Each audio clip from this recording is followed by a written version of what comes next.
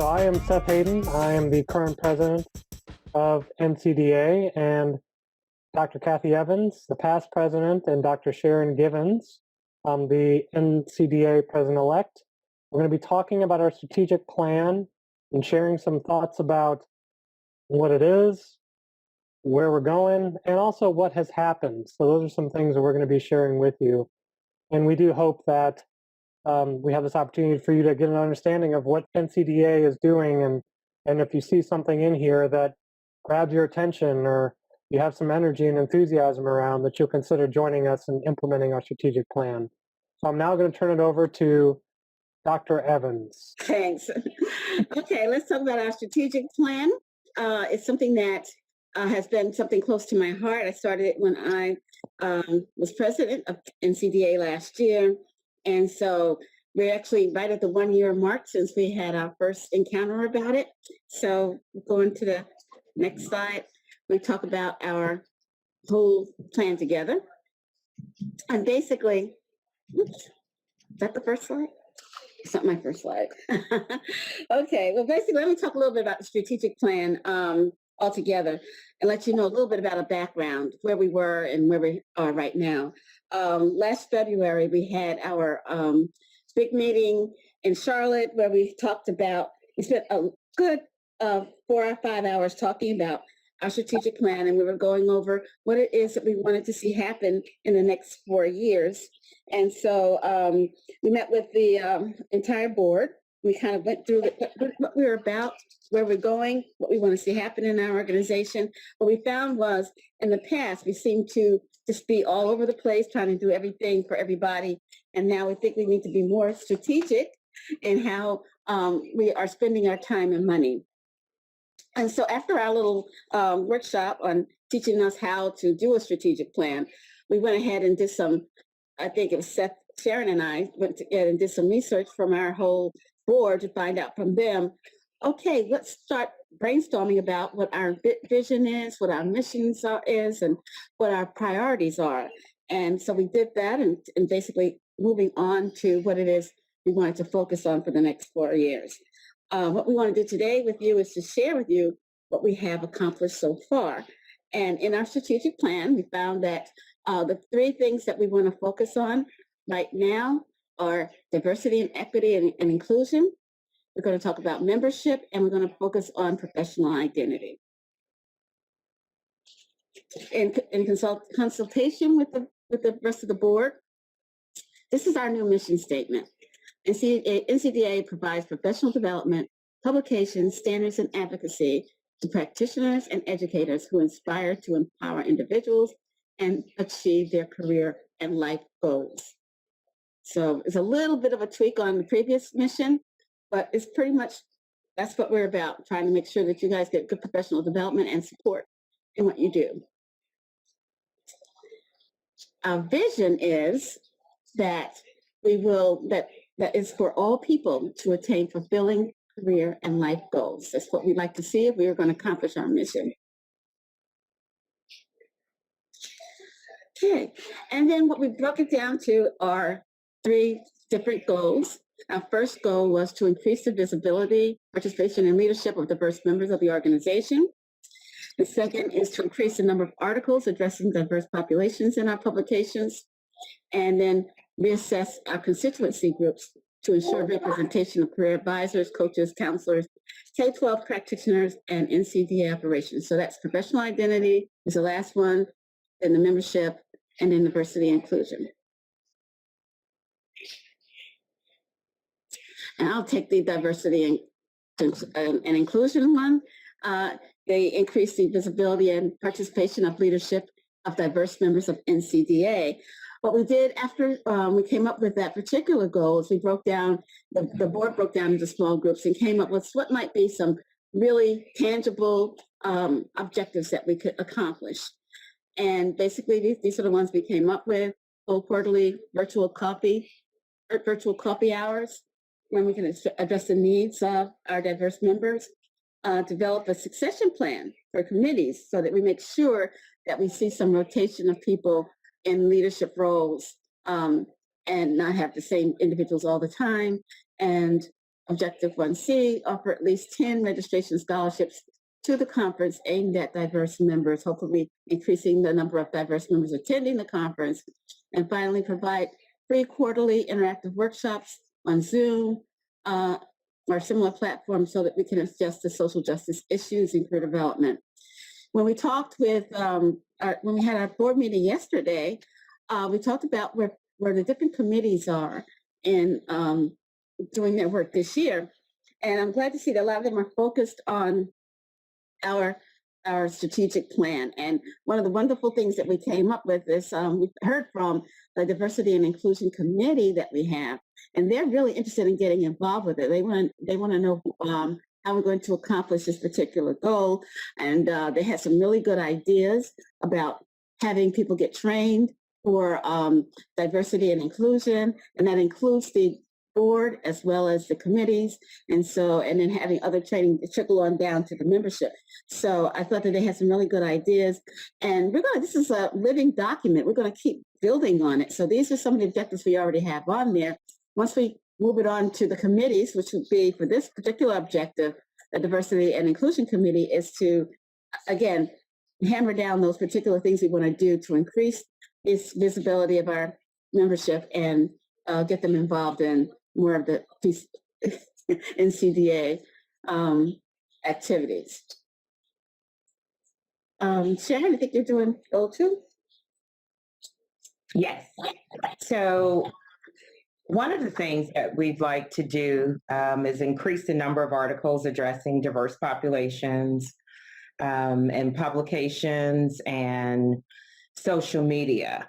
So we're looking to increase the visibility of diversity in our publications, and that's including our topics, our actual authors, making sure that we are providing information that's going to appeal to a diverse audience. We feel like we have started that process, but we realize that there's a lot more work for us to do. So if you look at Objective 2A, that's provide a column for each issue of the career convergence and career developments that highlights the lived experiences of our members regarding race, ethnicity, cultural, sexuality, religion. And there's a wealth of knowledge within our organization, and we think it's important for us to capture that. We also have Objective 2B, which invites topics addressing diversity in the CDQ each year through either a call for papers or in a special issue or a permanent section of the journal. So we're looking at various options, but as you can see clearly, the objective is for us to give more visibility to underrepresented groups and just capture the diversity within this organization.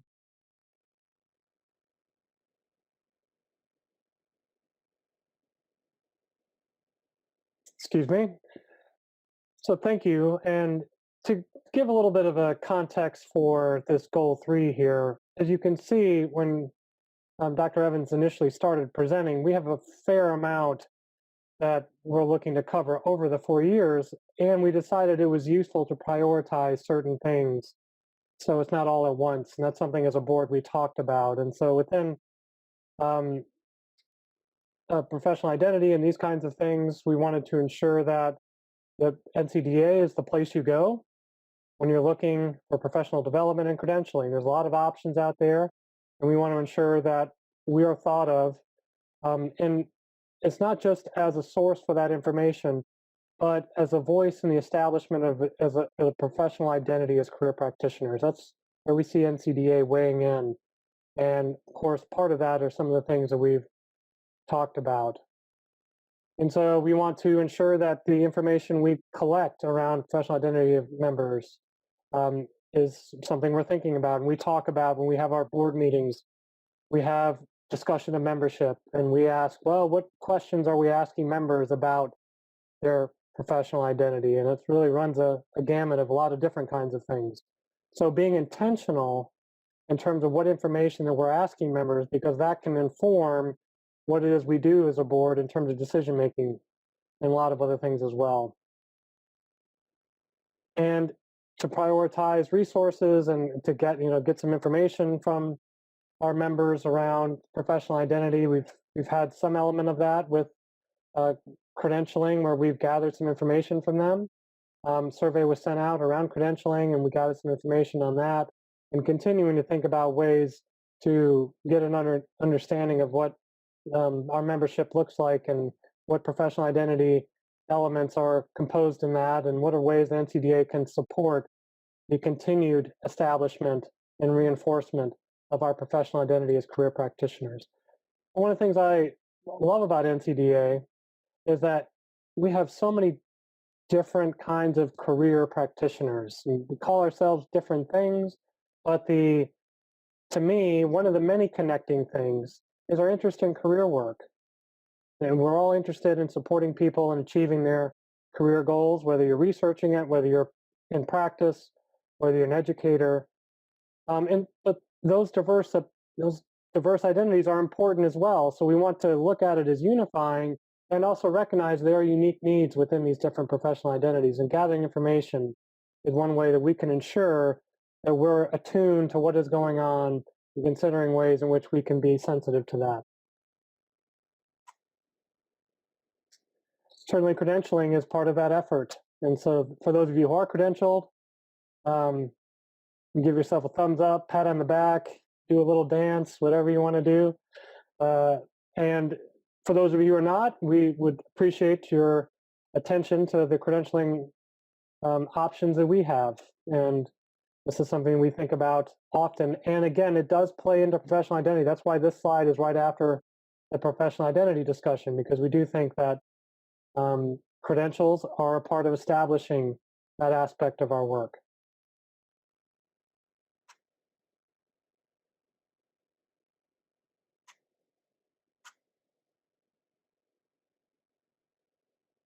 Okay. Seth, could you go back to the membership slide? Yes, I'm sorry. Pardon me. Did I miss something? Yeah. Tell me when. Yeah. Oops. Let me see. Keep on going.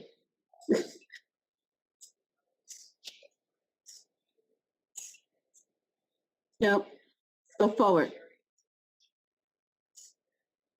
So I'm sorry, Kathy, I'm seeing on my slide, goal 1, increase the visibility. I think that's the membership slide. Am I missing No. something? Okay. Yeah. Keep going. Keep going. Is that okay? I thought we had something on membership on there too. Would you like to say something on that, Kathy? Is there something that comes to mind? Well, I know Sharon was really involved with the membership thing in terms of the corporate representation, and I don't know if she wants to speak on that. Yes. Of course, Kathy. New membership. Yeah. So one of our goals is to increase membership and the diversity in our membership. And that's been a special task force that I have been leading because I think it's very important for the association for us to grow, to expand the different talents within our membership. A couple of things that we've already done is we are really excited to talk about a graduate student committee. And at some point, based on the engagement and activities of that committee, that we will look at having it as a constituency group. And one of the things that I thought was very important about that group is we could create a pipeline from that group, whether, as their students and their graduate, master level, or doctoral level, as they engage in the process as students. And once they graduate, how can they continue to contribute as professionals within our association? So that would span a sector there.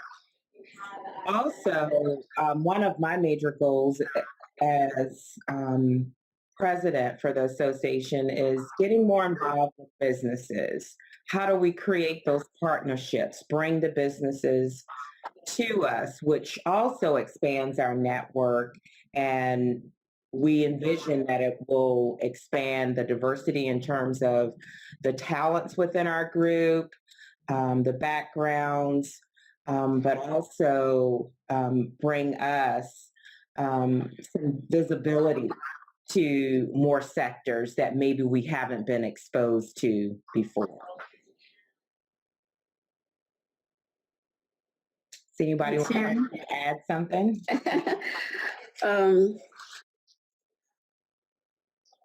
Yeah, just to build off that, I think it's the connection of NCDA with the world of work is critically important, I think, for the benefit of both.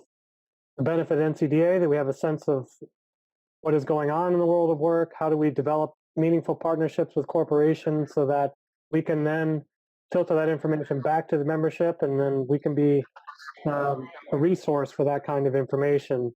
And then to focus on membership, what are the needs of membership? What are ways in which we can ensure that we are a worthy option for people in terms of their professional affiliation? That we're meeting the needs of the members. That's one of the questions we ask continually in our board meetings is, are we meeting the needs of our members? And of course, it comes out in different ways. It comes out in different discussions, but that is a primary element of focus for us. And just a quick thought with how professional identity is associated with that, given the diversity across many different things, and including professional identity. Some of the keynotes that we had today, we had Leanne Hambley, who's a coach and focuses on that. And we have others who more have a counseling identity, and counselor educators, and Dr. Evans fits the bill on those as well, including her expertise and the topic in which she talked. So again, trying to be responsive to the membership, and then of course professional identity is an element of that. I think we also talked about collaborating with other organizations, associations, to increasing our involvement with that kind of collaboration and social networking. So that's something else that we thought might be beneficial to membership. Okay, so that's basically the priorities that we have for the next 4 years. We do have other parts of our strategic plan, but we thought we'd keep it in the KISS method today. And we'll expand on that. We'll have the entire strategic plan available to the organization as soon as we kind of get more concrete ideas about what we're going to be doing. Yeah, and we have a task force as well, which Dr. Evans is the chair of. So we have a presidential task force, and both people on the board and outside of the board who are going to be focusing on the implementation of the strategic plan. Because what can happen is that it can become a document, but it's not living, as Dr. Evans talked about earlier. It's not dynamic. It doesn't truly inform decision making for the association. We want to ensure that is not the case, that we've taken the time to develop a strategic plan. We believe that these are things that the association needs to be focusing on, and we want to dedicate people to have some fidelity to that in terms of how we move forward as an association. So Dr. Evans, as well as others, are going to continue to work with the board and keep us diligent in our pursuit of these aims. You have questions? So I see what the action steps to further engage higher ed, educators. Yes, thank you. There's a question. I'll read it. Are we looking at action steps to further engage higher ed educators? We actually just made a decision yesterday in our board meeting about an academy. So more will be coming out on that, about academy designed to support people who are teaching in higher education, career-oriented courses. And so that's something that we voted on, was approved. So keep an eye out for more information there, because I do think that that's an important group of people that NCDA need to support in their work? So that's a great question. It is a great question. I also like the part that mentioned CTE, Career Tech Ed, Yes. because that's going to be really, really critical in terms of how K through 12 cultivates and creates infrastructure for, in terms of career development for our students, which will have long-term effects. Actually did a presentation yesterday to some career tech ed folks and talking about how there has to be a really quick shift just based on the pandemic in terms of what's offered in career tech ed and how the infrastructure will be and how long-term the path to that for our students.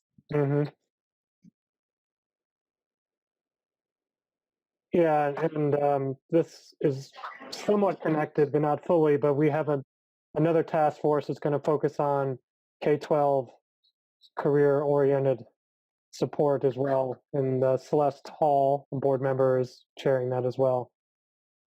Thank you. Celeste has chimed in on the chat. So yes, there's going to be a discussion today with K-12. So those of you who are interested in that. Great question. Other questions?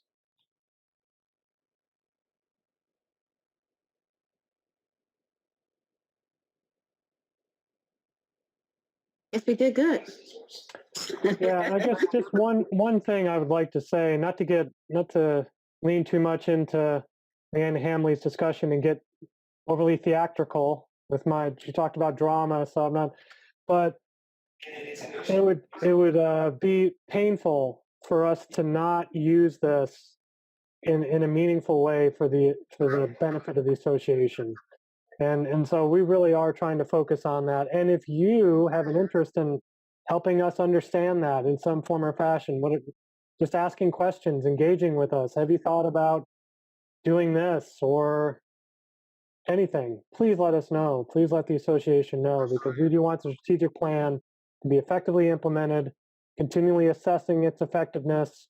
And when we get done with it in 4 years, our hope is to look back, to build off Leanne Hamley's discussion again, kind of the forward thinking, to look backward. We want to look back and say, these are the things we did associated with what we established. And now the association is in this place, which is hopefully further along than it was before.